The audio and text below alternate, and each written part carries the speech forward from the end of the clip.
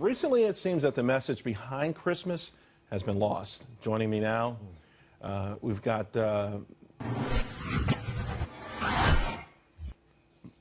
Monsignor James Lisante is with us. Thank you for joining us. And a lot of people have lamented the fact that every single year feels like the Christmas spirit, the Christmas message is fading more and more, whether it's commercialization or just, non-believers. What is that Christmas message? You know, I'm very happy that our churches will be filled this Christmas. People do seem to come home, and I love that. You know, I have a radio show on Sirius Satellite, and I had recently the guest Stephen Schwartz. You may know him, the composer who wrote Wicked and Pippin, but he also wrote Godspell. So I said to him, why, as a secular Jewish man, would you do a musical on the Gospel of St. Matthew about the life of Jesus Christ? And he said, you know, you don't have to be Christian to know that the world would be a much better place if we embrace the teachings of Jesus. And this is coming from a popular guy who's also happens to be Jewish. My point is that it's a universal message of love, forgiveness, reconciliation, family.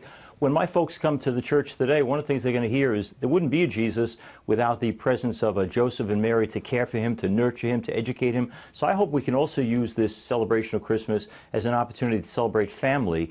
So many people come from scattered families, divided families, families in need of reconciliation. One of the things I joke about sometimes, Charles, when I go around the country, I say to people, who here comes from a perfect family? And if somebody raises their hand, I say, you need to go to confession, you know, because there's no perfect families. Every family needs help. And maybe at Christmas time we can look to Jesus and Mary and Joseph and say, I'm going to fix my family. I'm going to be a little more tolerant, a little more forgiving, put aside past hurts. And if the Christ child can remind us of the importance of family and values that last, then I think we will have spent a beautiful Christmas together. Yeah, Monsignor Lisante, it's interesting that you would focus on the family at a time where household formations are at a record low, where marriage is at a record low, where it's family in America, or the need to have a family, want a family, to grow a family. That part has faded tremendously, and maybe that's the central issue. Maybe that's the key peg in all of this, is that we maybe have given up on the notion of family.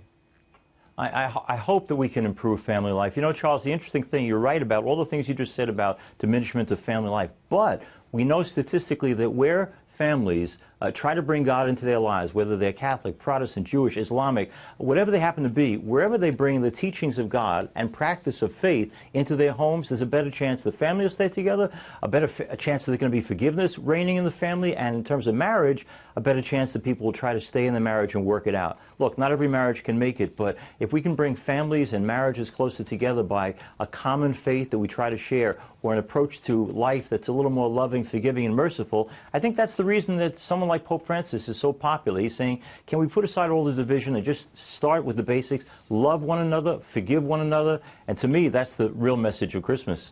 Pope Francis is certainly very popular, particularly with young people.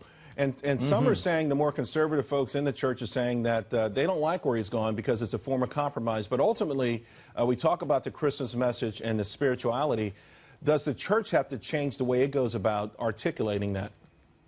You know, I think Pope Francis is part of the change. What he's doing, which I love the man, is he's saying, let's get back to basics. What would Jesus do? So, for instance, you know that Jesus doesn't condemn people who are divorced and remarried. In fact, we know he sits at the well with that woman who was married 5 times, and she's living with her boyfriend who's not even married to her. And so we say, you know, who can come to Mass, who can come to communion? I'm thinking Jesus is the man of tolerance, forgiveness, mercy, and acceptance. So this Pope, it seems to me, is doing exactly what Jesus would do. Monsignor James Lisante, I really appreciate that, and I think we all needed it. It gave me a shot in the arm. I appreciate it. Merry Christmas. I'm glad, Charles. Thank you, Merry Christmas. Hey, up next.